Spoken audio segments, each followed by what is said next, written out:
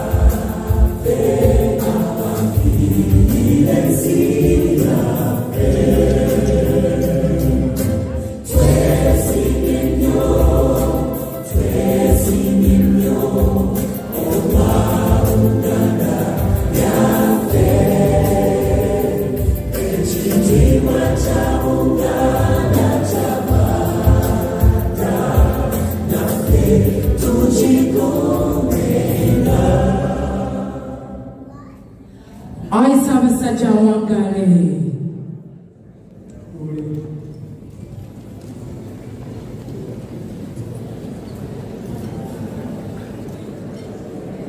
Agwadde ekirosire ekirungi ekibeera mukama waffe avudde Uganda ne bakaafa abali wano tusaba akawungeezi kano kagende emirembe olw'emikisa gye Allah subhanahu wa ta'ala ojje omuntu amiina. Tusaba abavudde walamu babaze bulungi, tusaba abakolumufe beebogaba, tusaba abalina bakyala bakwano nga bafunye, tusaba alongere kabulamu bwabimuwe, tusaba atalamu bakabaka yambewo namale. Alayhi salamu wa rahmatullahi wa barakatuh. Banyange obugalo koti bumase nakade waffe akabada sana y'ekibiina.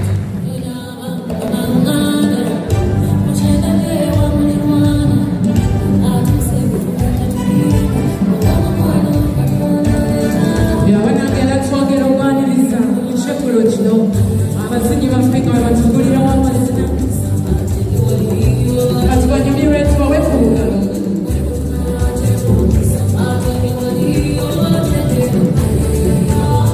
Beba abaana baffe abazinyi bazinyira ku nnyimba zaffe eza Buganda. Olunaku olwaleero tusolaba Buganda Abaganda nebulabona kyekulo kyaffe kwekalaba banage bawe ku bugalo owe ku bugalo tulage essanyu lyaffe tetusanyukira mu Buganda otyo akaliba weekali engoma ezanda weziri engalabi tetukuwulira owenyala otyo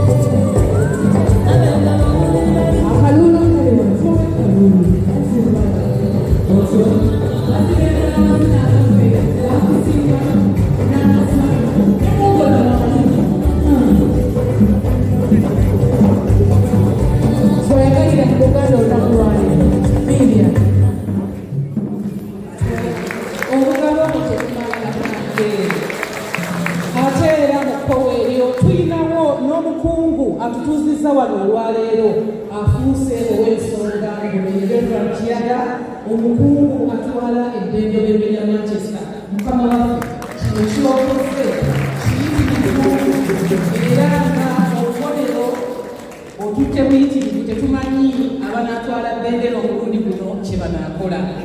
Bannange era muzikirize mbalage omukyala ayitibwa Omukungu Janet Nabatamukiiri ng'ono mumyuka tulinawo omukungu Robert Lwanga Mukiiri omumyuka wa North. Tuwadde tusaba awulire ku bantu. Omukungu Godfrey Kisonge omumyuka mu East London. Tulinawo omukungu Rebecca Lubega Bukulu ng'ono omumyuka wa Scotland. Kama esindalaga tusabise nnyo okulabalira. Tulinawo omukungu Hemme Mutumba w'oli mukama wange wulira ku bantu bw'oba tonnatuuka okutuulira mukama waffe. Tulina Omukayiyu Ssenabulya representative wa Uganda High Commission olunaku olwaleero. Mukama wange wulira ku bantu era tusabe wetegeke nti wetumalira olw'abakukunavu akazindaalo kawaggwe. Tuyinawo Honorable Sempala Kigozi Emmanuel Sajja Lyabeene, former MP ow'Amakindye Ssaabagabo.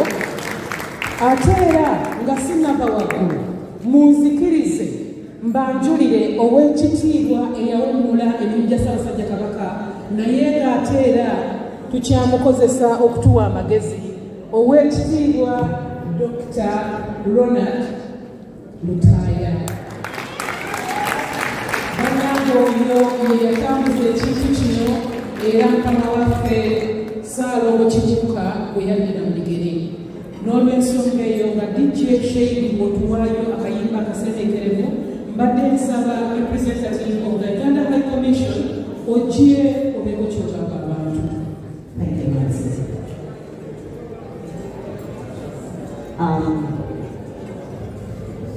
Katikkiro yaffe abakungu bonna bali wano, bamaama ne bataata, basenga ne bakojja, bannyanze n'abaana baffe bonna, nsanyuse nnyo okubalaba mwenna. Erinnya lyange Miriam Mutengo, ndi mwana w'Eggulu Balira.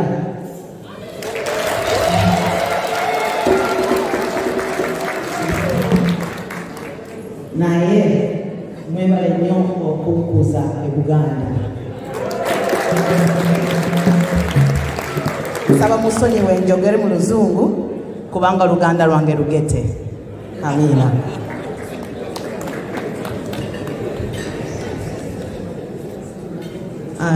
Our dear Katikiro, it's a great honor to be here tonight, representing the Uganda High Commission at this great gathering. As earlier mentioned, my name is Miriam Mutengo. I head a docket of commercial and economic diplomacy. And I represent the High Commissioner, who was really so much wanting to be here tonight, but due to other earlier assigned programs, she wasn't able to be here tonight. But she sends to you all her warm regards.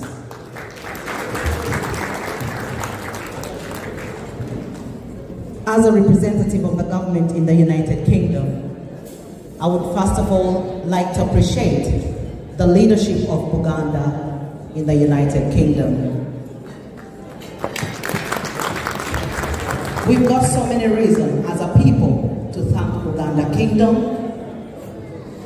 Most of our people, when they get abroad, they forget home. I normally tell people that my culture is my identity, and my identity is my heritage. For this reason, I would like to thank the government of Uganda for the way they have upheld our culture, and we are able to identify as a strong people that was well established by our forefathers, and we are able to stand on the strong grounds as a people. Buganda government has been in partnership with the government of Uganda in so many ways in the development cause of the country. We do not forget to appreciate you in the socio-economic development. The government of Uganda have been partnering with government in delivering services to the people, and so as the small government in the United Kingdom working with us to put the people of Uganda together for developmental cause. Thank you to you so much. Having thanked you so much, I would love to let you know the government's agenda that may resonate with you tonight. Missions abroad have been mandated to Ghana Ugandans to invest back home. And our journey of investment, we are looking at the 4 pillars. And these 4 pillars are, we call them the ATM, just like the places you always withdraw money. The A meaning agriculture, the T meaning tourism, and the M is mineral development, the S will then be science and technology. It's indeed a privilege that when I got here, and the deputy to the Katikiro was introduced as a minister in charge of technology. We are in the right place because without science and technology, we are not able to competitively move at the world space. This is a great reason to know that the government of Uganda thinks of its people as we try to get space into that global village. And as a people of Uganda, I would like to request you that you need to focus on these areas. Back home, we need to support the people back home in all these areas. You are our ambassadors as a country. Each one of you has a place that he or she works, and you can tap the resources from there. The expertise that you have can build the nation back home. We are calling all our experts to go and volunteer back home and show us the best practices. I know we may be lagging behind as a people, but when we get people like you coming home to support us, we can move and reach where the world is going. Your support back home is very much important. When we look at the tourism sector, our thanks as government goes to Buganda Kingdom. Buganda Kingdom has got something called the Buganda Heritage Tourism Board, which is very rich. A lot of cultural heritage that we normally showcase to the world. With Kasubitum being a world heritage that has been identified by UNESCO, and we are so proud of that. And we want to thank you for preserving this.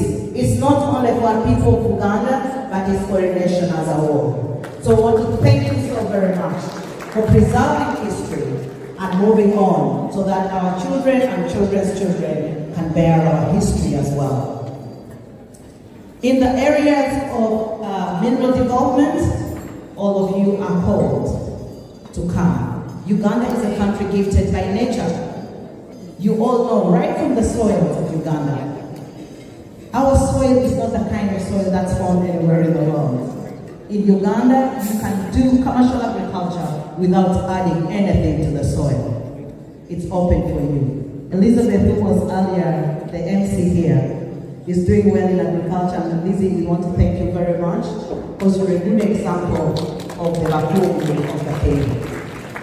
If we emulate what she's doing, and quite a number of you are engaging in a lot of activities back home, we want to give you the good news that the government of Uganda in United Kingdom, that is Uganda High Commission, is more than ready to support you in your investment journey. There are a lot of incentives that are in for all the sectors that I mentioned earlier for Ugandans. Some of you may say, oh, but I'm British, I am not dual. Earlier in the year, about May, there was an executive order that was made by the President, calling upon every person of Ugandan descent to get registered and have the ID. Irrespective of your nationality, you are a person of Ugandan descent, and therefore you benefit from so much in the country.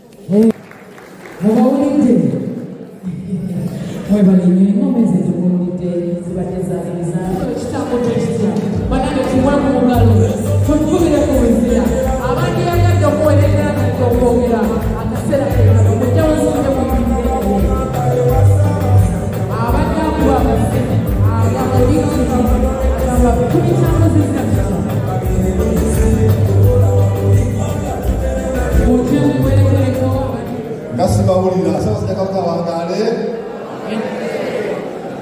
Abantu ba Ssaabasajja mwenna abali wano tubaaniriza nnyo mu kitundu kyaffe kino eky'e Manchester.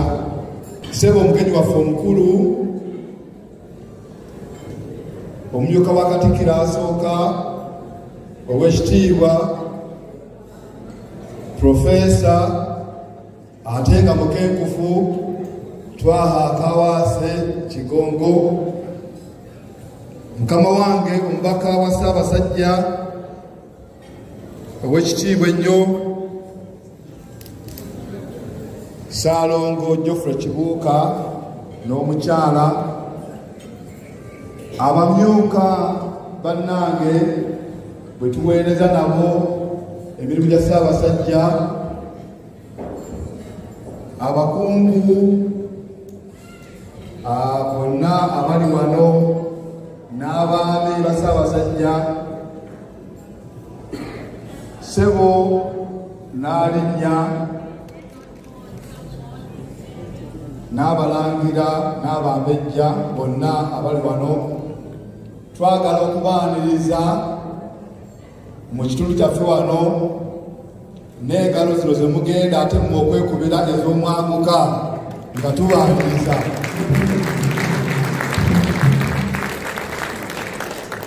Olw'okuba nti dina eno yategekeddwa n'ekigendererwa ekyokuba nti twogera bitono naye ng'ebikolwa bingi, njagala okutwala omukisa guno okubategeeza nti olwaleero oba olunaku lwaggulo lwe twawezezza emyaka 10 bukya ebbendobendo lino litandikibwawo, Ssaabasajja Kabaka bwe yasiima nti n'ebweru wa London ebeereyo obukulembeze obuli mu Bwakabaka bwa Buganda, era zengalo ezo zemukubye.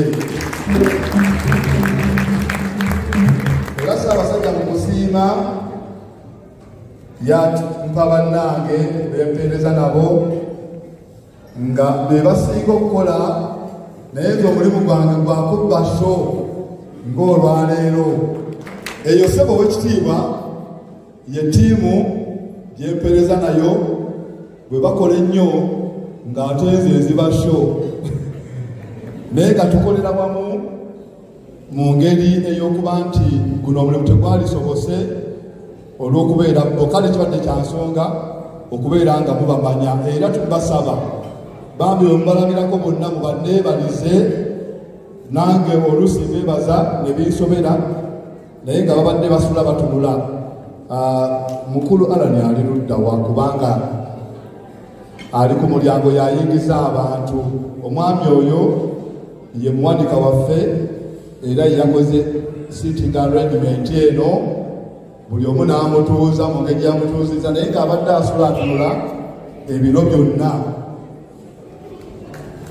Bannange sina kyakwogera okujjako okwebaza ttiimu eno n'okubeebaza nti wano e Manchester ffe tukola byafaayo, nti eddina eno yaggalawo ng'ebula wiiki nnamba, naye ne mubeera nga n'okutuuka kati etikiti yayo ekyatunda nga keeke eyokya, ate nga kyekijjulo ekisoose wabweru wa London nga naffe bwe tuweza emyaka 10 ng'ebbendobendo.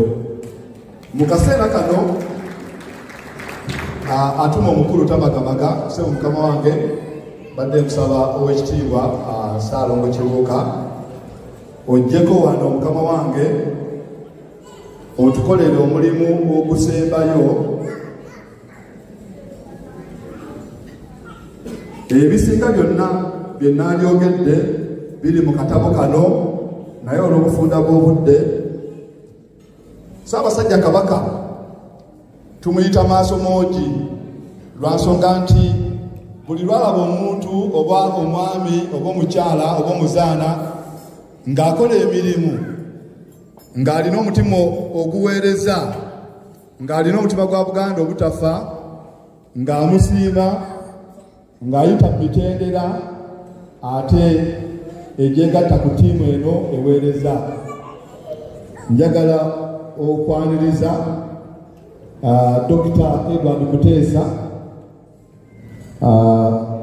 era okubategeeza nti Dr. Edward Muteesa ayise mu mitendera gyonna egimufuula omwami wa Kabaka, era ng'olwaleero mu maaso gammwe wano mukama wange omubaka wa Ssaabasajja agenda kukola egimu ku mirimu gye egyamulondesa okubeera ng'alayiza omwami ono, naye atandike olwaleero mu butongole okwegatta ku ttiimu eno nga avunaanyizibwa ku byobulamu, ne guno na guli nga aweereza Ssaabasajja Kabaka.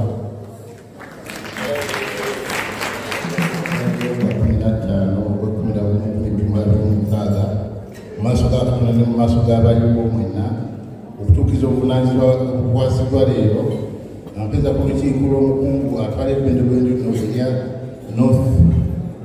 North West and Midlands okubeeranga omuwulize Ssaabasajja wamu n'omubaka we, okukuumanga abantu ba Ssaabasajja Kabaka bonna awatali kusosola, okukola n'amaanyi ate mu bwerufu, okukuuma n'okunyweza olulimi lwaffe obuwangwa n'ennono, okunyweza n'okutaasa Namulondo ekiseera kyonna, okukola obutaweera okuza Buganda ku ntikko. Bino byonna neyama okubituukiriza okuva ne leero nga Katonda emubeezi wange Ssaabasajja Kabaka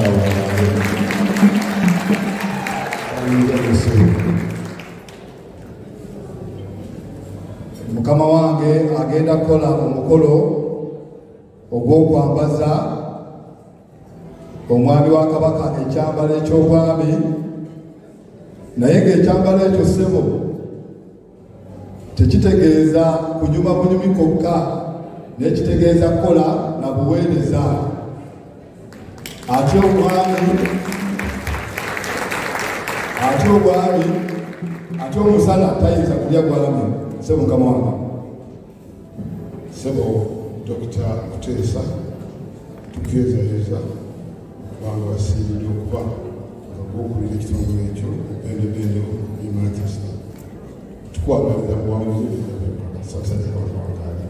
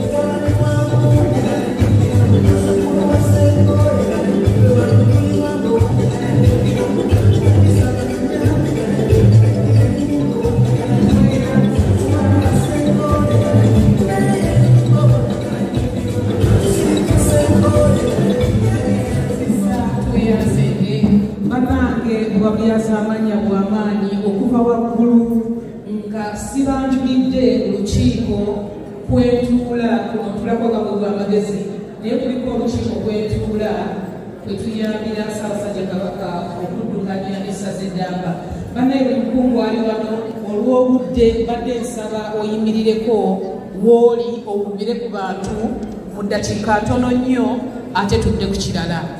Abatuula ku lukiiko lw'omubaka e London, omubaka Geoffrey Mutaya, bannanga bakungu muyimirireko buli woli.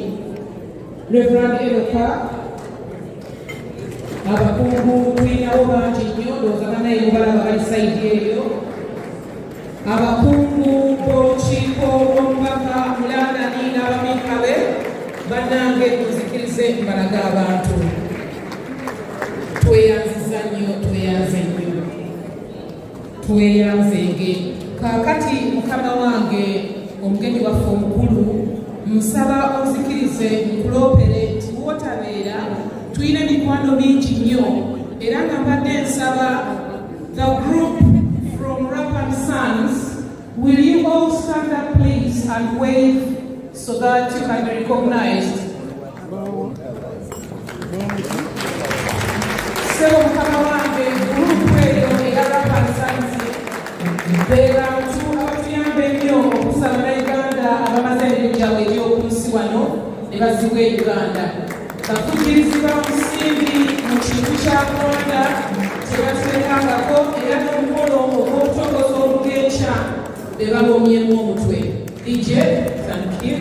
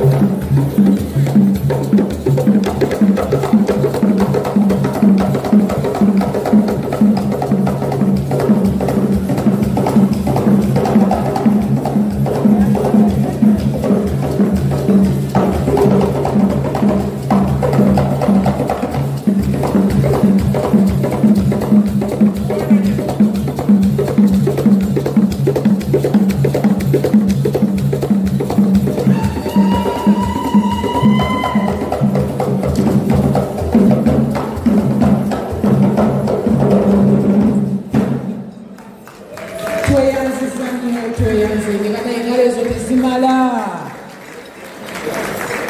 ku ssaawa eno essanyu lyatulinga fenze ntegeeza bwe wagazi obuganda n'otusingako abazaaliddwa n'ababeera eno mu diaspora omuli abasajja n'abazaana b'ongaffe ogundegunde ayisa abasajja muwenda muteebikke basaagalaagalamidde saagalaagalamidde nze saagalaagalamidde laba namuswa bwasiima anti wuliriza n'atuteerawo entegeka ez'omugundu kati buli ekiri e buganda twenyigiramu muno mu ssaza lyaffe ery'okumina oluganda twalusomye nga n'ebisoko mwebiri ze muzzukulu abalusimba ebakanyogera bwenkaga ebyokusekerera mwattu byakomye munebivvu kati emizannyo gya buganda twenyigiramu n'enjala ya buganda yasikora twagitandise laba olubalwa lwa kabaka twenyugiddemu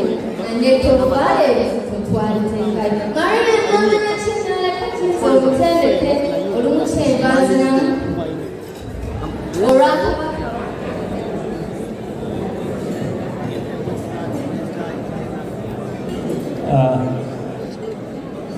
abagenyi baffe benna balamusiza mu biti byammwe mwenna. Amannya gange nze Richard Mbogga, nyimiridde wano ku bwa Buganda Heritage UK and Northern Ireland. Omulimu gwe tuliko gwa kukola ekijjukizo kya Ssekabaka Edward Muteesa II wano e Bungereza awamu ne Uganda. Fundraising eno yakulwawo e Buganda ennaku z'omwezi 10 omwezi ogw'ekkumi. Tugezaako okukola fundraising okulaba nga tugulumiza erinnya ly'omu ku bakulembeze ba Afrika abalwanirira obwetwaze bw'amawanga gaabwe awatali buli omusaayi. Kale bwe twafuna olukusa okuva mu gavumenti ya Bungereza mu Sabbath okuteekawo ekibumbe ekyo, ndowooza kintu kya muwendo nnyo eri bannayuganda, kintu kya muwendo nnyo eri Uganda, era nga tusaba mutuwagire. Ku bimu tuli kukola waliwo coin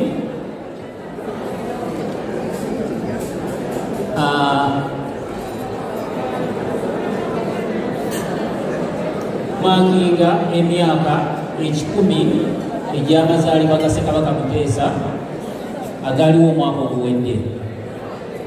Koyini eno y'emu ku koyini ezikyasoose mu bitiibwa byonna mu ggwanga lyaffe Uganda, era nkakasa nti buli anaagifunako agenda kubeera wa mukisa.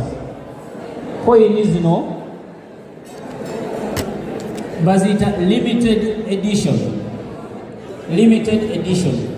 Koyini ezo ziri 10 mu ggwanga lyonna, mu nsi yonna. Bwe zinaggwawo zijja kuba ziweddewo.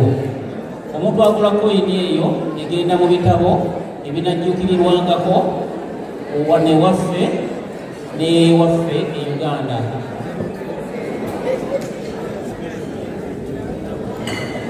Osumula n'ennyongera y'omunda naye tujja kugamba ekiri mu ttu. Koyini eyo erimu ya gold, mulimu certificate munda, certificate of authenticity. Abaziguzeeko mu kizimbe muno mwebaliira abazirabyeko, gye zigoma okweyongera, gye zigoma okuweza vaaliyo. Kale tusaba mwenna mukukwatiriko abaali abadde okugirabako fizikale mweri wali emabega. Certificate eyo kugirako ne certificate eno okugira amannya go oba ga famire yo gy'osobola okutimba mu nnyumba yo, olw'ensonga nti koyini eno olw'omuwendo gwayo eyinza obutabeera nnyangu okugiteeka buli bw'osanze. Koyini eno egula $1 million eya Uganda oba £23 ebya Bungereza oba €25 ebya dola. Ennaku zino mukulu Trump yabyonoona, so simanyi bwe geza kubyongerera. Bannange ndowooza obwembaka asobola okusasula asobola okujja wali emabega tulina mashini ne ku mukutu guno gwennyininyini gwe twakozesezza ku mukolo guno okebera mogenda kusangayo linki genda ku linki eyo otekemu amanyago otekemuko ebizooyagala n'ekifo gy'oli tiimu yaffe egenda kufuna details ezo ekuddire mu bwangu era tubadde tusuubira tetunanyukira wano nga koyini eno ogiina mu ngalo zo omukama abeereramu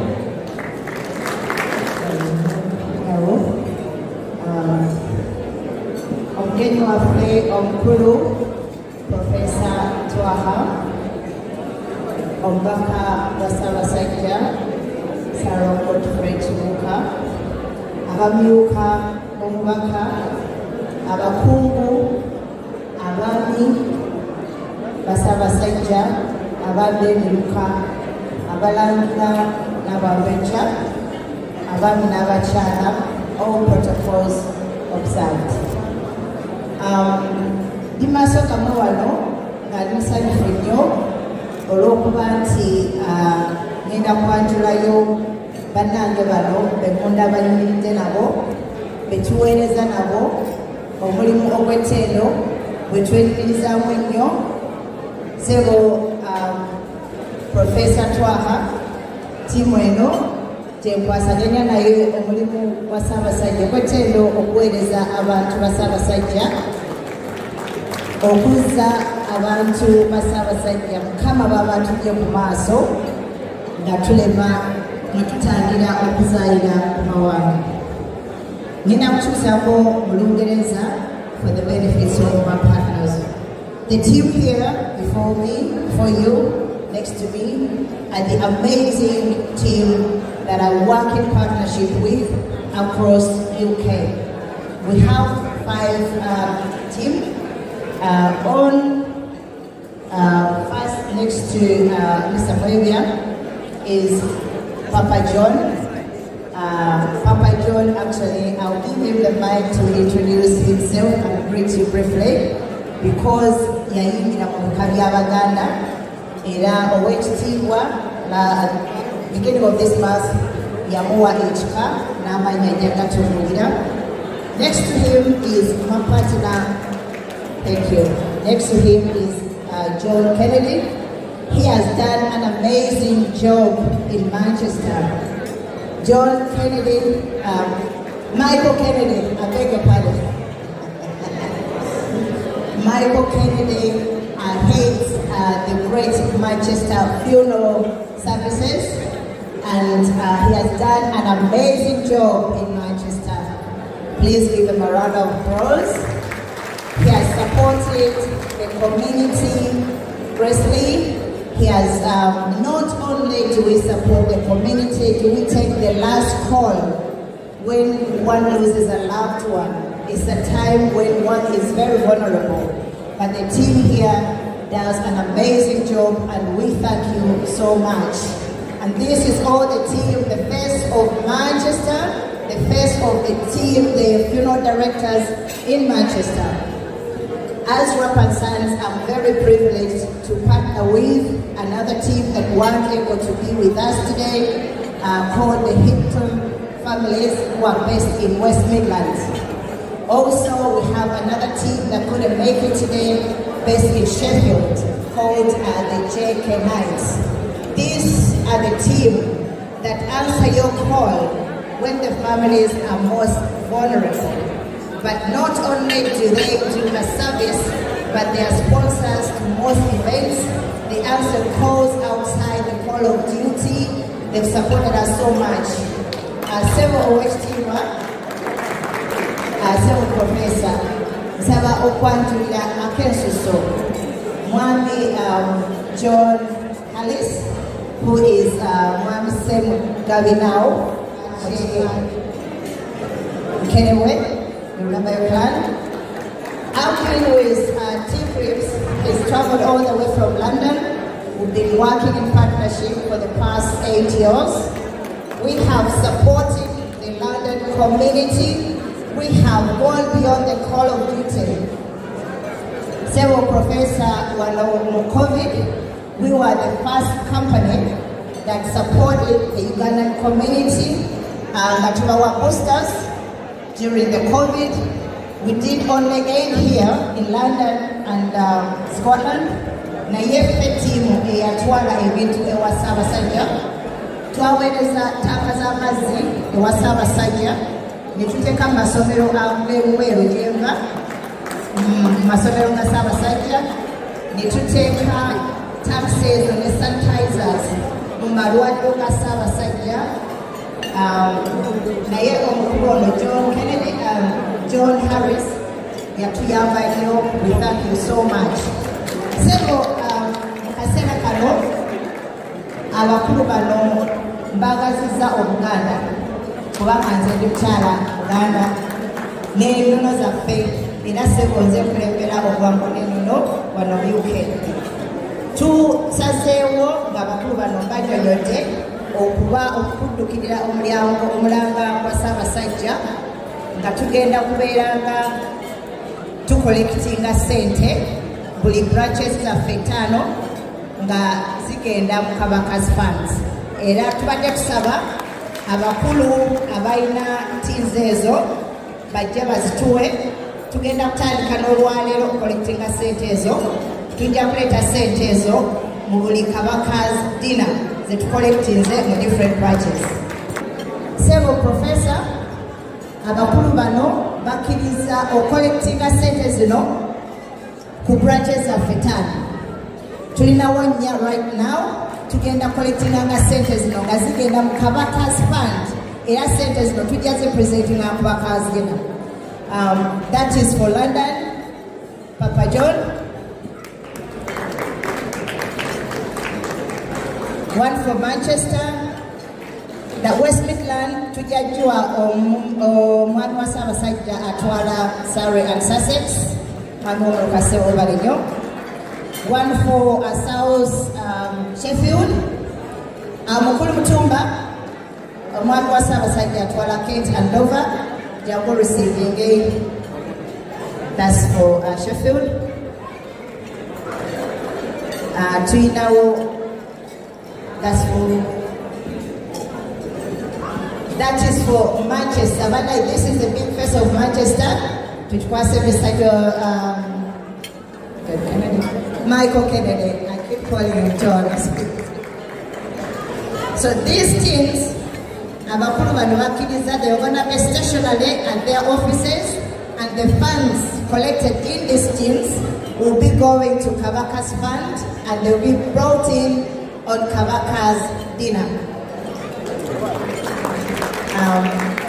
Omukulu ono anziridde mutabani wange wa Mukyenda yew'omuluka gwe Kent and Dover akwasaganyizza nnyo omulimu gwa Rap & Sons. Thank you. Mpabudde is not Kabaka's Funds, it's Kabaka's Foundation. Sebuleyanziza. Omukulu asembye wali ye Mwami Salongo Mwebya atukoledde omulimu gw'abangi nnyo okutambuza olubugo lwaffe. This year in March twalonkinga olubugo ew'omukulu John Harris era olubugo olwo luli in market, luli available okulaba nti no tukuuma obuwangwa n'ennaana mu Bungereza. Enkya ku Lwesande tugenda kutongoza olubugo olwo at John Kennedy's office. This is the branch based in Michael Kennedy's branch. I really apologize. Michael Kennedy's branch. That is the Greater Manchester Funeral Services. Tomorrow, but they've done a great job to celebrate our culture and maintain the heritage to a healthy society. My time with the Ugandan community goes back to the early 80s in Nauru. And the one thing I would say is I love the hospitality and the friendship that's shared. But I think Pauline said enough, so I'll let you get on with your evening. Thank you very much.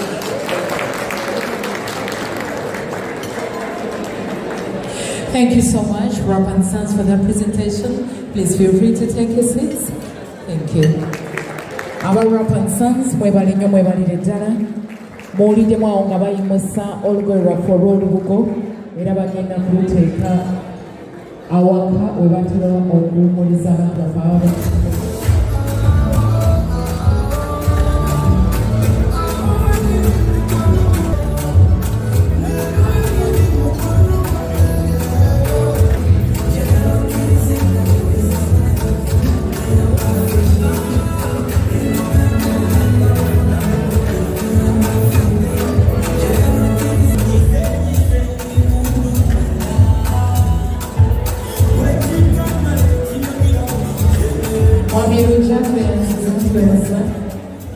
Tugenda kuwuliriza okugulawo Beko twamutuma Beko Uganda mu European Convention nga bwe tukulira ku bibina omukola Sebo Deputy Katikkiro Musaalo Mukibuuka abakungu abalangira n'abambejja bano be bantu Ssaabasajja be yampa okukolagana nabo wano nina omusawo Dr. Elijah Matovu yakulira ebyobulamu amuddiridde y'omwami Ssenyonga Paulo yakwata ssente zaffe amuddiridde y'omwami Joseph Muwonge naye yakwata ssente z'ekitundu nga mukama we yamutumye ate asembayo wali y'omwami Mugagga Charles atuyamba ku birimu ebitali bimu. Sebo twakola omukolo omwaka oguwedde omwaka guno era abantu bangi Abassaabasajja batuyamba naye omusawo ono Dr. Elijah Matovu yatufunidde ebintu by'amalwaliro netufuna container namba erimu ebitanda mulimu microscopes mulimu surgical bags mulimu n'ebintu byala bingi ebikozesebwa mu malwaliro kati sebo ebine tubadde tunoonya ssente okutwala ebintu bino e Kampala twagambye tujja biwa amalwaliro abiri eddwaliro ery'Eggombe n'eddwaliro e Nakaseke kati basawo ne bannyabo tulinawo bukaadi buno bwe butuyamba okulaga okwagala kwammwe eri Ssaabasajja twagala muwandiikeko kyonna kyetusobola okutuwa muyinza otuwa pawundi emu oba pawundi 10 oba pawundi 100 tujja kubeebaza naye tugenda kutambula tujje around mutuwe ku ssente tusobole okutwala ebintu bya Ssaabasajja mu malwaliro ge tulinawo naye bubaagi buno bubiri akamu Kabaka Foundation kagula pawundi 5 n'akalala kaliko erinnya lya Ssaabasajja n'ekifaananyi nawo ka pawundi 5 nomukutugulako pawundi 5 nawo tujja kukuŋŋaanya ssente zigenda okutwala ebintu bya Ssaabasajja n'ekirala tulinawo magazini awo tetutunda oba mwagala otuyamba bannaye tujja kubeebaza naye tugenda kutambula mumwe mutuyambe twetaaga pawundi 3,500 okutuusa ebintu bino e Kampala mu malwaliro tujja kubeebaza tujja kusiima Mukama abongere emikisa mwebale nnyo bannaye mwebalire ddala Mukama abongere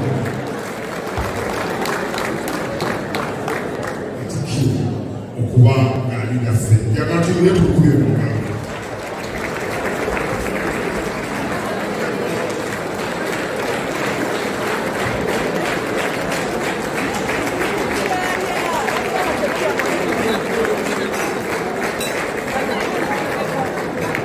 mwebalinnyo banyabuli basse njagala okwanirizamu mwenna abatambudde okuva ewala okujja wano e Manchester wetuyaka mugezi kaleero kino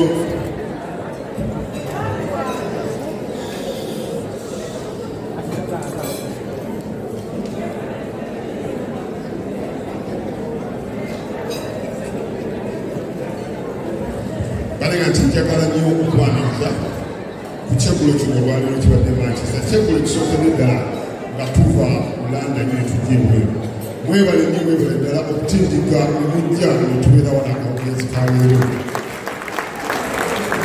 ne Manchester nabo mbaniriza nnyo okubanga mutwaniriza ate nammwe ne tuba nga tuliddeko nammwe bulijjo ne mutambula ne mujja London leero ffe tuzze ku kyalo kyano mwebale nnyo okutwaniriza ababaddewo kasiki mwatulebye kye baatukoze baatuliisiza baatunywezezza nga omumyuka wange bwagamba baatuwadde fayibu bakiki bannange mwongere kuwa engalo abe Manchester njagala okwaniriza kensuso ate baganda baffe abatali baganda naye nga bava mu komite za Uganda ababunyolo kitala omukulu Nyakana waliawo luwo ne Acholi community abakulirwa mukulu Aroma nedoza nga akiikirirwa mutana magezi abatoolo bale Drake Mugisha simanyi watuuse ne bannaffe abagisu abakula omwana Matesi bannaffe webale nnyo okutwalaga omukwano webale ddala okujja omulundi mu ngeri y'ensuso munzikirize nyanirize abantu ba Ssaabasajja nga naye bawangalira mu bendobendoli naye nga tebatera kujja abantu abavudde mu Ireland njagala baba wali bayingireko tubakuleko mu ngalo abo banange abo batambudde okuva Ireland era Ssaabasajja ndoge nja kuteekayo omuluka Nasema ne banyabo njagala okwaniriza mwe mwenna okubanga mwefiriza si lunaku lumu naye wiikendi ngamba mujja tubeere ffenna nga tujaguza naye nga twogedde ku nsonga ezitukwatako mwebale nnyo mwebale okujja njagala okutegala omukisa guno okwebaza nnyo abantu abaweereza Obuganda nga nsookera ku bamyuka otukola wano okutumidde abamyuka bange abakulira amabendobendo nga mpitamu mwe njagala okwebaza olw'omulimu olw'ottendo gwe bakola njagala okwebaza abakungu babayimiriza ne mubalaba njagala okwebaza abaami ku mitendera gyonna abaweereza Obwakabaka boona abaweereza abalala abatogwa miteeri naye nga baweereza Obwakabaka Kabaka Foundation mubalabye aba Buganda Heritage balabye tulina ababaka b'abataka tulina abakola ku kisaakaate abantu abo beebaza nnyo bakola omulimu gwa nsuso okuweereza Obwakabaka abamu wetuweeza nabo si baami oba si bakungu naye nga bateekayo omulimu ku mirimu egy'Obwakabaka tulina abantu abakola ku BBF basibaana tulina abantu abateekateeka emizannyo gy'ebika tulina abayigiriza Oluganda nga bwe mulirayo Abastigede Foundation tulina abasoma obutabo bonna bakola emirimu egy'okuleeta n'okulaakulanya Obuganda mu ssaza lino bannange nsaba mubampire ku Buganda kubanga omugolo gulaga ttendo obuweereza buno bulimu emirimu mingi oluusi tuleera mu nkiiko nezirwawo oluusi tutambula mu ngendo tugenda wala naye tuyinza kuweereza nga gyobeera wakati bakuwagidde ekintu owangala naye kukuwaga ekolomu kikuyamba omulimu ogwo okutwala mu maaso njagala mbanjula engalogo wange n'okumwebaza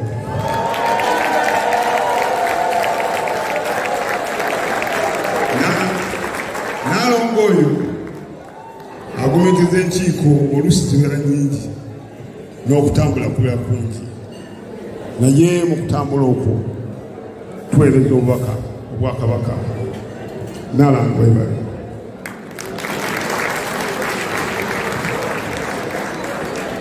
omwaka ogwedde twanirira wano ne tubanjulira Buganda Development Fund nga kintu kyalikwatira wamu okulaba nga singa omukufu atugendako wabaawo ekikolebwa. Abasinga mukiwulidde, abatagiwulirangako muyinza okubuuza abakungu oba abaami babanyonyole oba bano abaweereza bannange abatwala amabendebe. Olunaku olwaleero njaga bategeera nti mu Bereavement Fund tuwezezza abantu 1,675 nga 1,375 kuba full members. Ofuuka member omala emyezi 3 okutuuka okufuuka full member. Kale mbeebaza nnyo okuddabira omulambo ogwo ne muba nga mutwegattako obuweereza. Kyanaku twakafiirwa abantu 4 mu Bereavement Fund, naye tuwaddeyo emitwalo 3,600 okulaba nga bannaffe bazzibwayo ne bazikibwa mu kitiibwa. Mwebaleme ddala mwekuliko omugalo w'ekyo. Era nga mu bbanga otwogenda tulinamu emitwalo 4,560.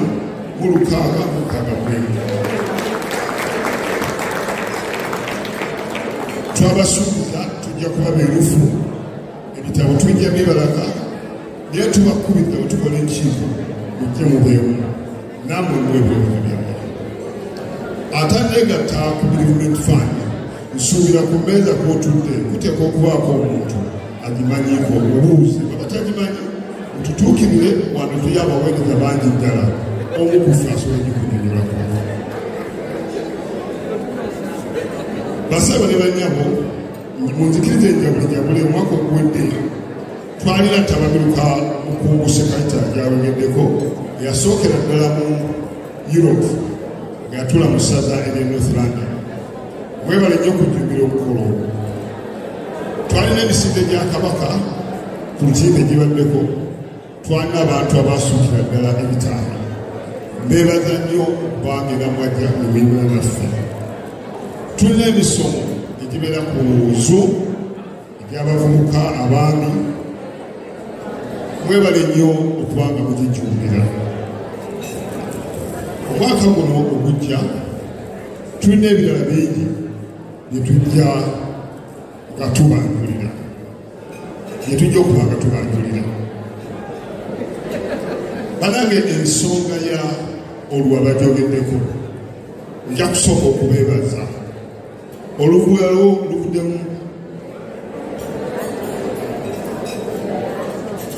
luvuddemu pawundi 2,000 akawungeezi ka leero. Banange esente ezo tujazzaamu njulamu embuga. Bulijjo bwe tutwala oluwalo bagamba nti genda bakutikkule oluwalo. Okutikkula okwasa emikono ebiri n'otikkula omuntu, naye ebiseera ebisinga ndowooza badde bajula kututikkuza naswi kubanga nga tetulina. Naye kakati naffe batuse tukola ki? Leero naffe tebajja tutikuza ki? Twekubire omugalo. Naye basebo ne banyabo tulina ebintu kyomwoza ssebo Katikkiro mu bisinga otusoomooza wano. Ekiwuwaalo kikyali kingi naddala bannaffe be tuyita basigesti abaali tyalinga abamu tebava mu nnyumba. Ssebo tulina n'abantu komiti yaffe abafiira mu nnyumba nga bali bokka. N'omwaka guno emyezi 2 twafiirwayo mulala. Tulina abaana abakozesa ebidagaladagala. Tulina omutawaana gw'obwambe. Tulina okulu emirimu kw'abavubuka. Banange ebintu ebyo nga community bitunyiga. Tulina abaami ssebo w'ekitiibwa. Abaami bafuuse bazibu, tebaagala genda ku balwaliro bakebera, babeera bize buli kaseera. Omukulu ali Buwemba, omukungu atwala abaami, yawandiise piisi bulungi nnyo mu katabo kano ke twafulumiza. Nsaba buli mwami alisome, genda weekebeze koba obulwadde bagamba olumu akatungulu webayita prostate cancer. Tokirinda kutuuka wala, naye abaami ssebo w'ekitiibwa beesisigaza ne mu misomo bajja lwe bagadde. Bamaama mutugambire ku baba bammwe.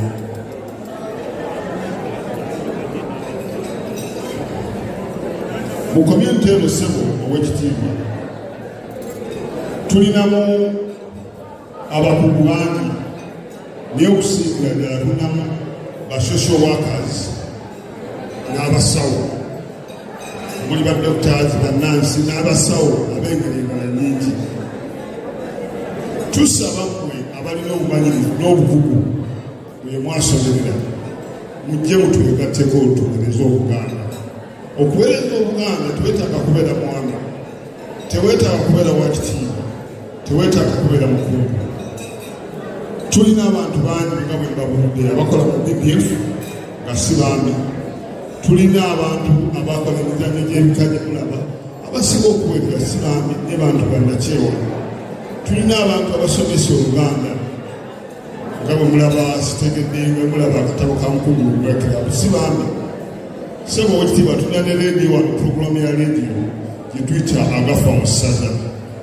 Abaweereza ku leediyo eyo Mukulu Kazibwe, Mukulu Sawulo Sserwadda si baami naye bajja ne baweereza.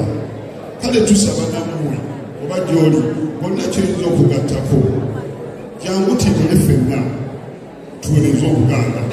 Omulamwa gwaffe wano gwakuna kwekulaakulanya.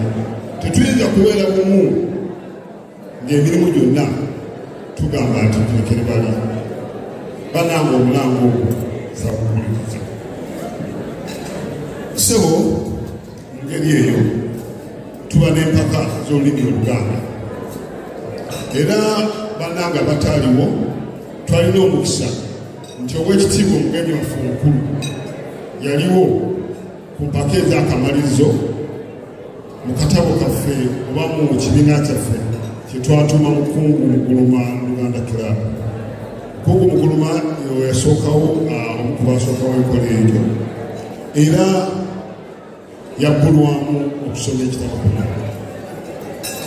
Ssebo nga bw'olaba twafuna abawanguzi era ssebo wasuubiza nti abawanguzi abo ojja bakwasirira byabwe.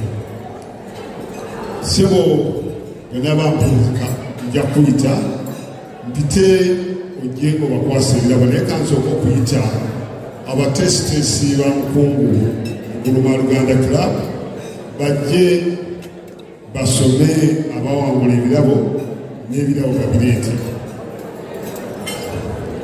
Nga bwe babireeta ssebo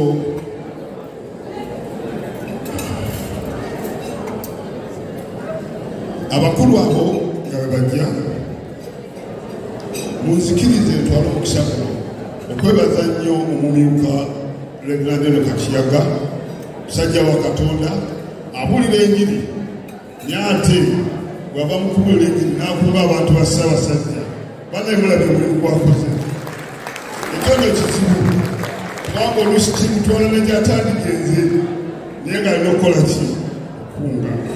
Naye mu ngeri emu era njagala nebaza abantu baweereza nabo abaami ba Ssaabasajja bamidde era mbasabe bajje banyere wano ku mukono wange abaami abaweereza ne Mukungu abaweereza ku kikola Mukungu Kiyaga okujja abatukoledde ekyeggulo kya leero.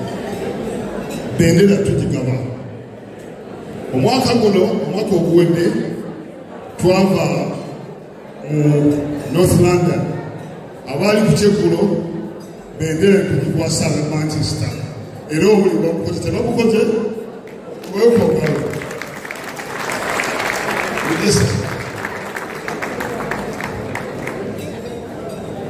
kakati njagala nyenirize ate n'ab'ebbendebendo lya Sule ku South West England kubanga omwaka guno ate ogujja ne bagenda okukwata bendera ne bagenda okutegekera ekyeggulo ekiddako aba South West England abatula ku lukiiko lw'omukungu Mukama bataana mu muje.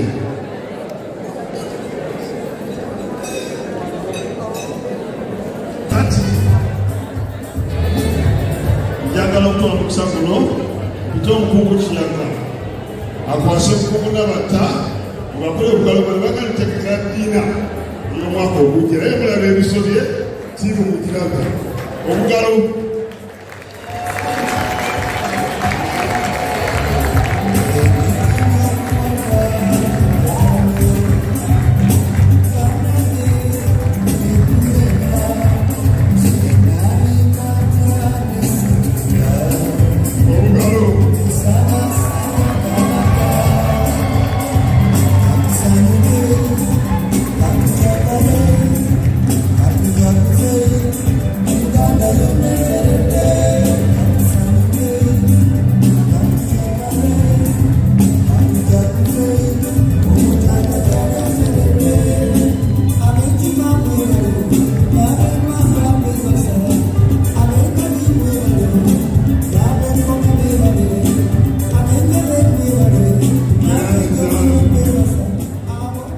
tweyanzege banange tusubiramu ekyekulu ekinyivu enyenye ddala ebisigadde mubirinde basi eyo mugenda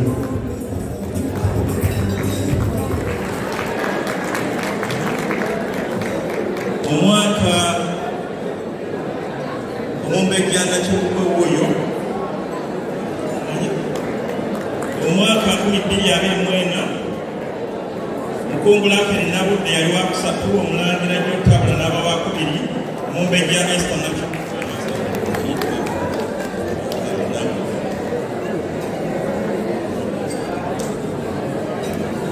omwaka 2025 omukyala Joan Nakanjako yali mu kifo kyakuna owokusatu yali omulangira gyotabula kuva e Germany naye tali wano olwaleero okubeebaza nnyo olw'okutuwagiranga buli lwakutaano ne mwami Swaiti Sirinyi tweyanziza nnyo ekiteeko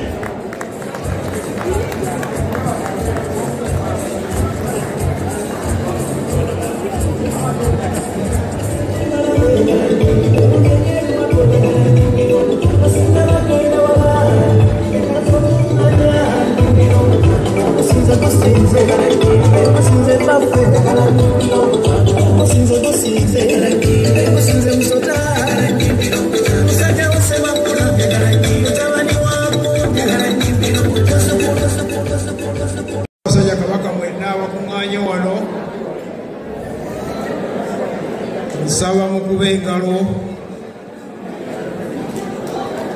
mbasaba mukube engalo mwalirize n'alinnya Nakabiri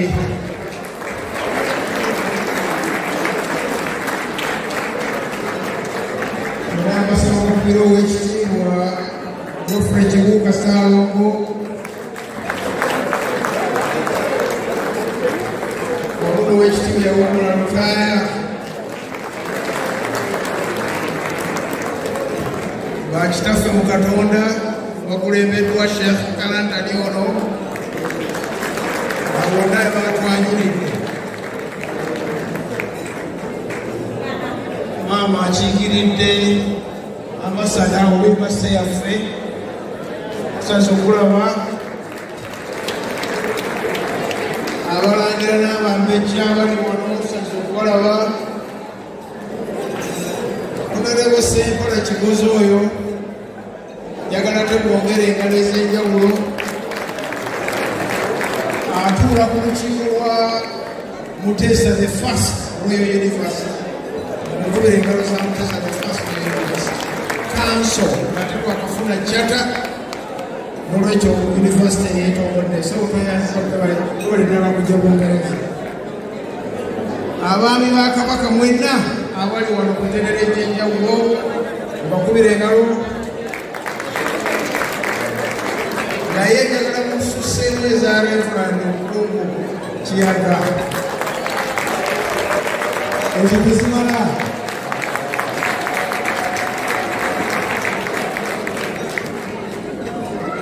abakiise bajjajjaffe abataka b'obusolya abantu ba Katonda mwenna Omukama mulungi Omukama mulungi ekiseera kyonna ategedde ku engalo Assalamu alaikum warahmatullahi wabarakatuh Assalamu alaikum warahmatullahi wabarakatuh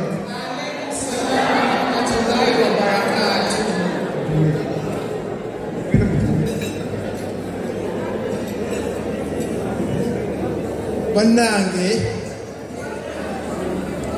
ngenda okubasaba muyimirire mbatuuseeko obubaka obulala kuba sijja kutuusa nga mutudde muyimirire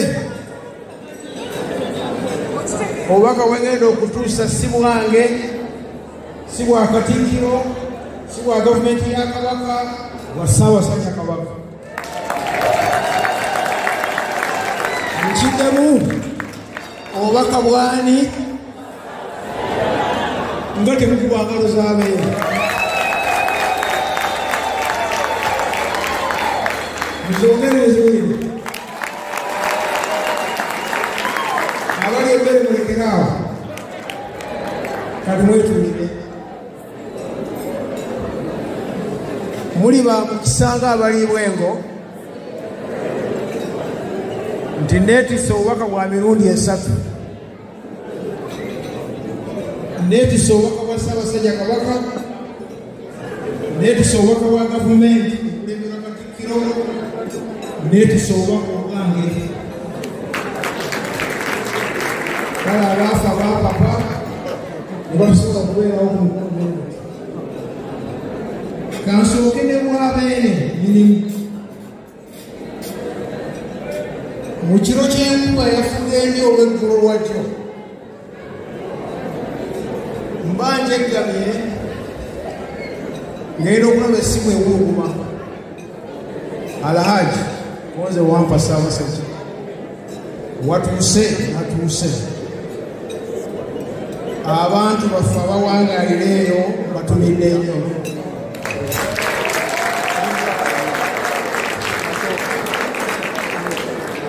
era beebazizza emirimu gye bakola obubaka bw'abeene bwebwo mukimanye nti gyali alamula Obuganda mulungi webala ayimiridde n'akuba engalo gyempangaalira Beene bw'ayogera abantu bayimirira ne bakuba engalo abatumidde gyali alamula Obuganda. Wherever we receive a message from Ssaabasajja Kabaka and we are seated down, we stand up and clap and give the applause. Aha, now I can see some people did not understand what I was saying. Okay, obubaka bw'abeene mukuumaddamula naye yantumye okubalaba mwebale n'abeebaza emirimu gye mukola. Nze ku lwange nange njagala okwebaza ennyaniriza semanyaliriza gye munyanirizaamu okuva lwe nayiiyidde mu ssaza lya Ssaabasajja Kabaka lino mundabiridde munyaniriza nange nga seetegeera mwebale nnyo mwebalire ddala era nange ngatta eddoboozi okubeebaza emirimu gyammwe gye mukola wamu egiruubirira okuzimba nnyaffe Buganda n'eggwanga lyaffe Uganda. Mwebale nnyo okwanula eddoboozi ly'abaami ba Kabaka eribayita oba eryabayise okujja mu lunaku luno olwa Buganda 2025. Ogwo gwe mwoyo gwa Buganda ogutafa. Ssaalongo ne banno mwebale nnyo mwebalire ddala. Naye ensi yaffe Uganda nga gye gitutegeera tuli myaka 62 okuva lwe twefuga. Nga Buganda twakaba ne bakabaka 36.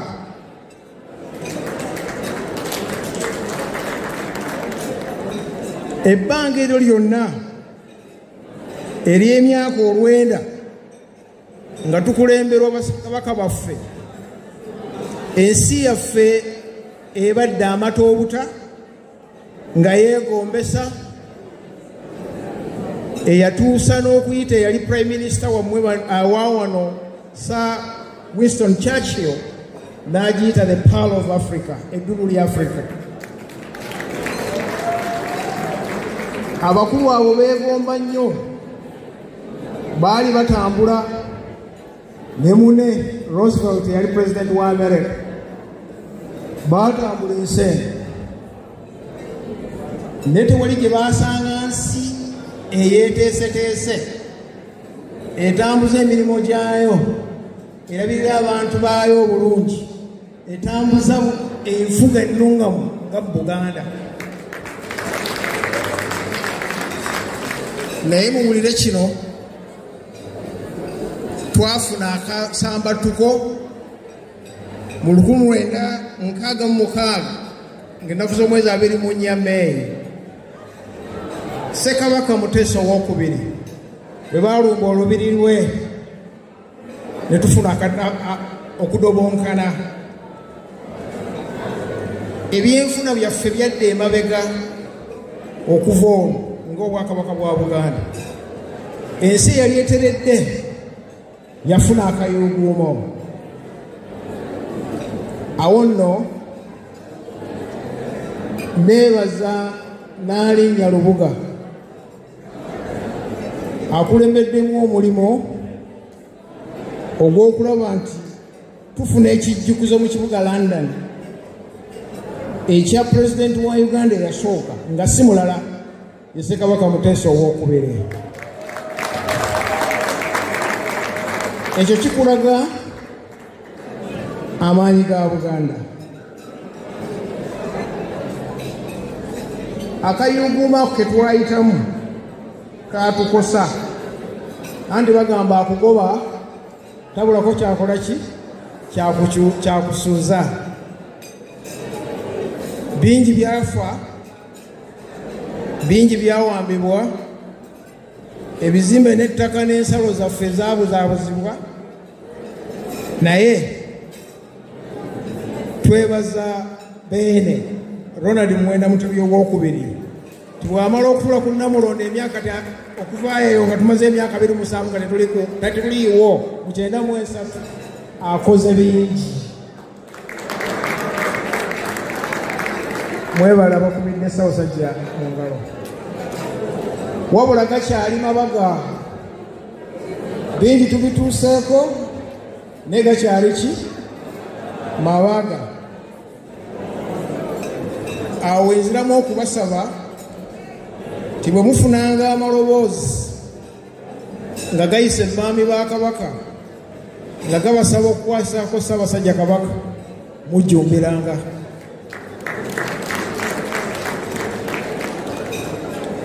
Bwe nzira ku mulamwa okutambulidde ekyeggulo kino ekyaleero guli nti okwekulaakulanya ku mawanga nga tuyita mu kubeera obumu.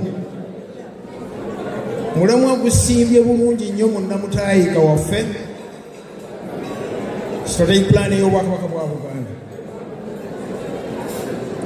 Tukimanyi bulungi nti ekigendera kya Buganda, our vision, twagala genda ku ntiko tube ne Buganda eyeeyagaza nga bwe yali.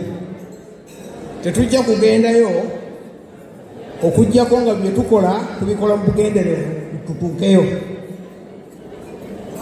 Ekimu bye tulowooza nti binaatutuusaayo kwe kulaba nti Obwakabaka buba n'ejjamba mu nsawo, kwe kulaba nti tukola obutaweera okujja abantu ba Beene Bwavu, kwe kulaba nti tukola obutaweera okumalawo endwadde, kwe kulaba nti tukola obutaweera okulaba nti abantu ba Beene bafuna ebyenjigiriza ebiri ku mulembe ate nga si bya buseere.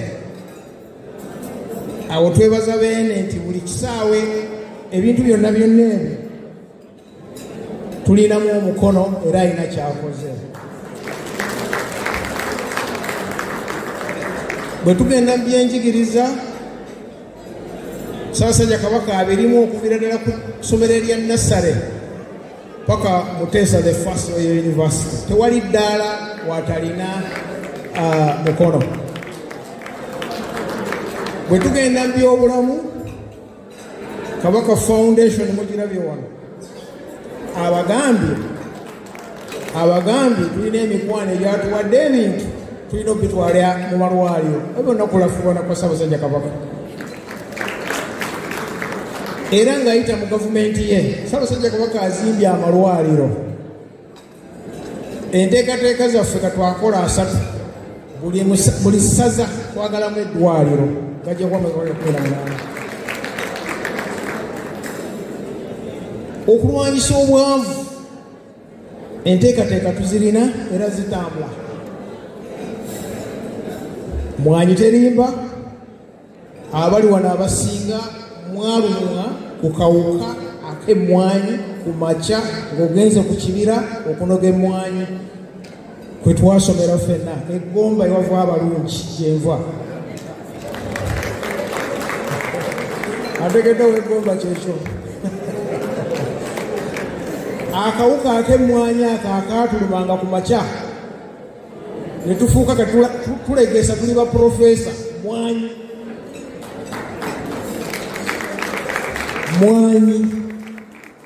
Beene yakiraba nti abantu okulwanyisa obwavu tuteekwa okuba nga tuddayo ne tufuna ekintu ekinassa essente mu nsawo zaabwe ng'ate kyaffe kyaliwo wadde baakireka ku kibooko mujjukire emmwanyi za kibooko naye abantu banadda ku mwanyi obwavu tujja bulwanyisa teri agenda kugaba ssente loole ya ssente esimbi awo nju ku nju no tulina kukola na mikolo gyaffe n'abantu tulina kubayigiriza okukola kyetuliko okubeera obumu lyerimu ku kkubo lye tulowooza era kwe mutambulizza ekyeggulo kino nti bwe tunaatambulira awamu andi bagamba agali awamu egaluma ennyama ate gwe bw'osalawo oyawukane ku mugendo ofuuka ki kaasa tetwagala muntu yenna afuuke kaasa twagala tusigale nga ffenna tutambulira wamu netujja okuggusa obumu g'emaanyi n'ebirala bingi wabula kati muwulirize mu abali wano ekibuuzo muteze amatu ekibuuzo mwajja e Bungereza okunoonya essente temwajja kunoonya ssente mwajja kulya muzira mwajja kunoonya ki ssente essente muzikoze temunaba essente zizadde zinewaazo temunazinaba bulungi waliwo ekibulamu kati yansa gyenjagala bwabanga waliwo ekibulamu kyekinaatutwala mu maaso okwekulaakulanya nga tuli ffenna wamu bwe nteeka amatu gange ku ttaka ne mpuliriza ne mmanya nti abasinga obungi mpulira nti buli omu ayagala kukola kake n'asiwa mukange kyo bakiyita n'asiwa muki mukange naye amanyi kusiga ensimbi osobola okukwata paundi 10 ng'oli bw'omu bwoti enzibuza zizaaza ssente naye weegatta abantu nga 1000 oba 100 essente ezo paundi ze 10 buli omu n'aleeta 10 kisoboka okuzaala ssente nga muyise mu nkola ennyangu kafugambe eya Unity Trust wabula byenzudde byempuliriza wano nti waliwo obutaagaliza mulaba bannammwe nga bayiseemu ate ne mubatega obulipo abamu ne bafuna oba nkyogera etya obuzimba ku ki muluzungu bakika jealous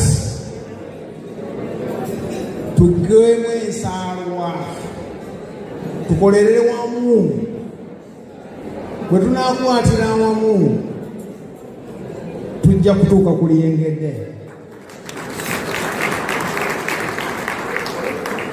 ekyokubiri twetaaga obwa Sseruganda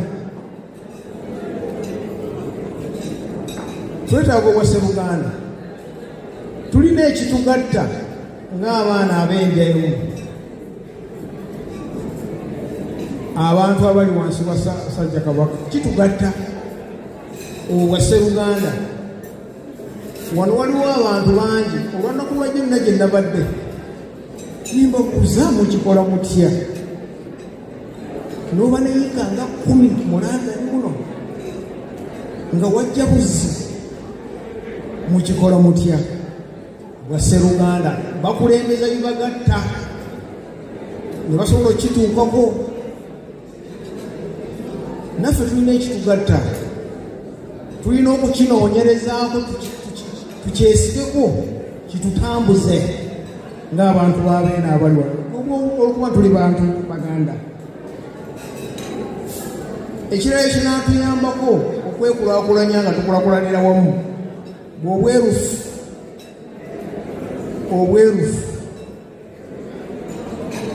transparency. Bw'otulira akatabo ako opeegi njerabidde, akatabo kalimu enyingiza n'ensaasaanya ku Buganda Day 2023 ne 2024. Omubaka ono mwekubira engalo obwerufu tasobola kubayita nimujja nga tajja kuwa ntebya, naye buli wanaawanga entebya accountability entebya mujja kusitukirangamu. So webale nnyo abadde wano n'awa n'entebya eya bereavement fund. Nammwe munaatambula nga mutambulira wamu ne muba beerufu eri bannammwe be mutambula nabo, mujja kuwanga mujja kusobola okukola ebyawamu.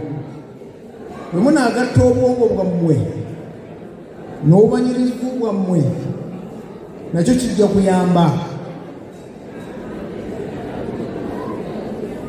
Probably ne okumanya wa watuufu ow'okussa ensimbi. Wa watuufu mulina abakugu mwebali muno, mwebali abasobola okubalungamya. Ate kati ensi yafuuka nyangu nnyo, zuumu zajja, omubaka asobola okuteekateeka emisomo mu kaseera oba banga holiday oba ssaawa ki omuntu ali waka n'osobola okuwuliriza n'osiga ensimbi. Ffe tubaagala ensimbi muzisige wano, wabula muleeteeko eka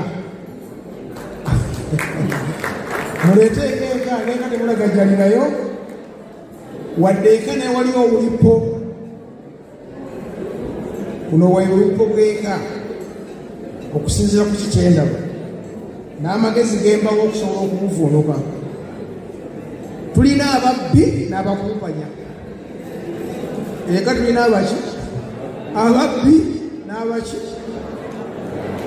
Leka kwesiga buli gw'olabye, kaabe mugandawo, sooka omwetooloole olabe nti muntu tajja kubba. Tuwulidde bangi ng'akasente kammwe kemufuumanye nako wano mukaweereza eka, n'otuuka eka oyagala okulaga ki ekiriwo, wallahi nga tewali, naye nga sente wazikola ki?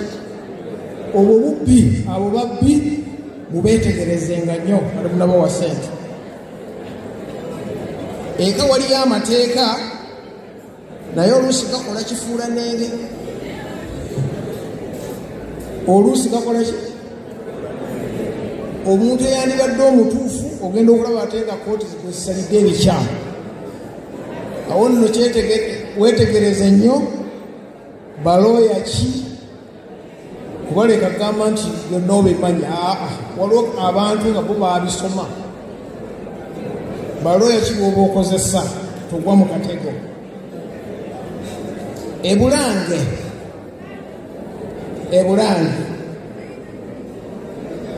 simanyi lwaki temutwettanira. Tulina akasengenta wisi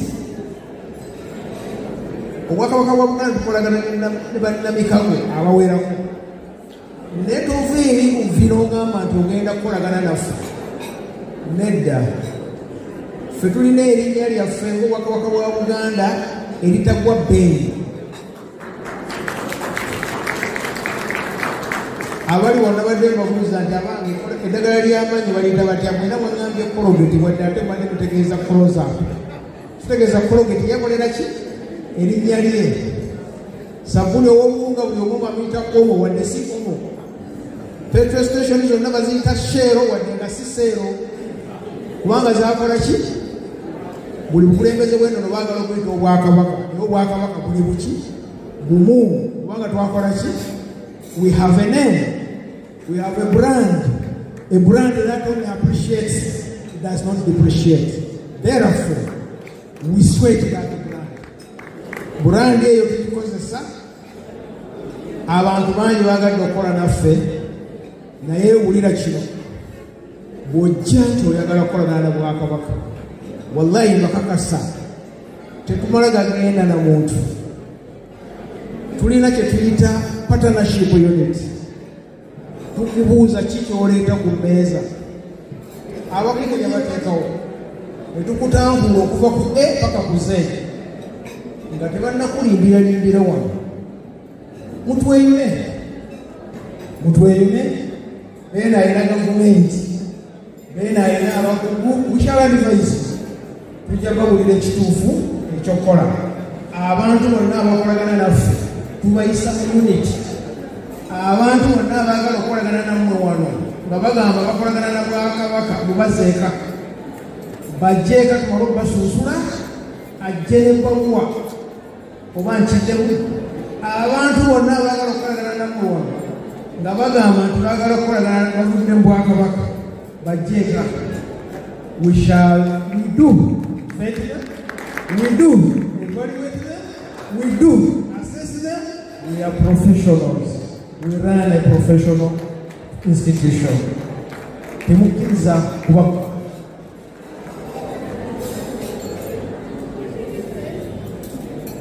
Bweriba ttaka manye ebibuuzo ebisinga byesinza okusanga wano byekuusa ku ttaka. Abantu bababye.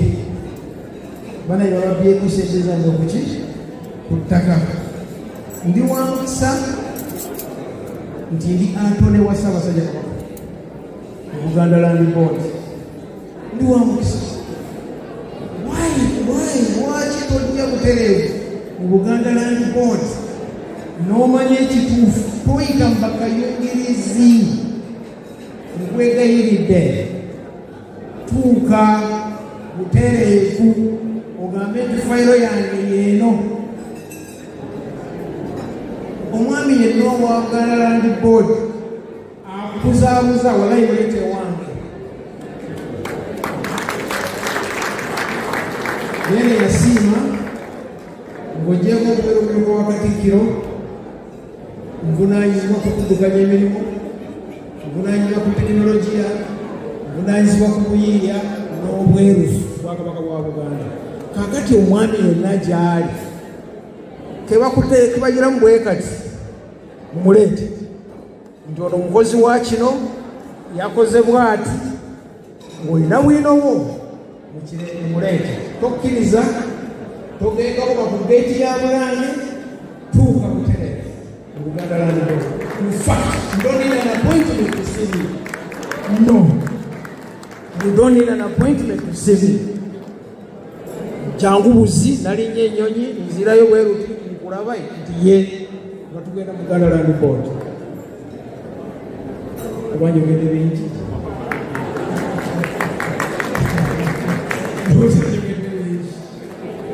Omanyi obwegala ekimu ku mutima abalowooza nti Bwakabaka buweddewo bululi ku ssaayi. Ekino kijjabyerire lwekyo mukakkale.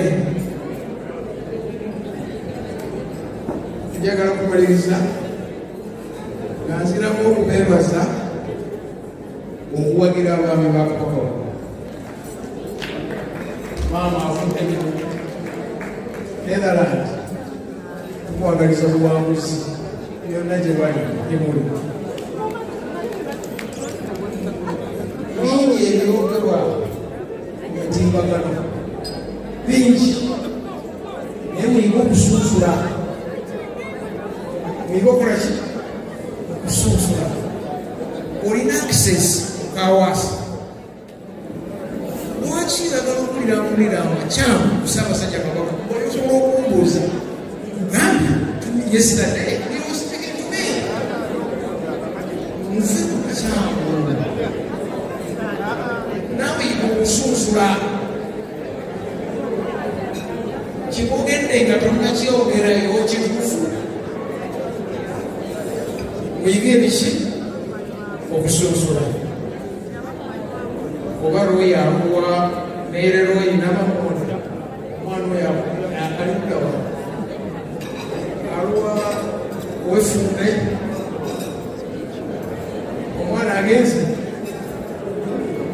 badde gyakuwa kifaananyi nekatikkiro dokita katikkiro kubanga omwana gyeyo ekifaananyi tetunoonya ekyobuwangwa bwaffe omwana oyo agenze bazadde be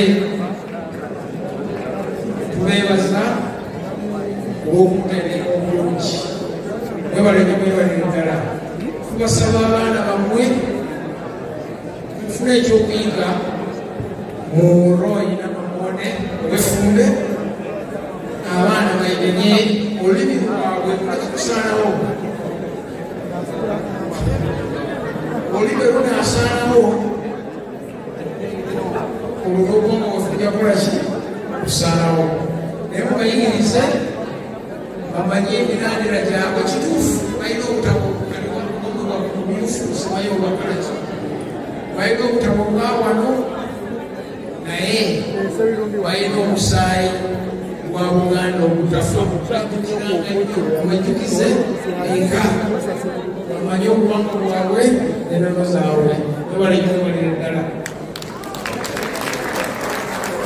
nebaza abavugirizi abatukwatiddeko namwe mwenanziramu okubeebaza mbaagaliza akawungeeza akalungi ayi katonda kuuma sabasajja katonda mulungi ow'ekisa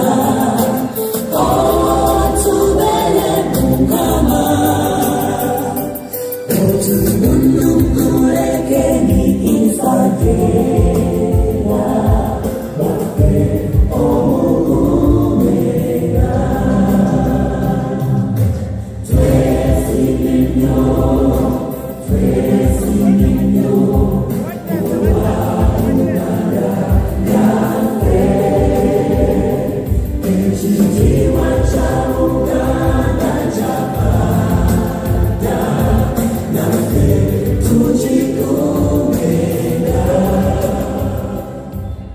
tweyaziza nnyo tweyazeeke engalo ezo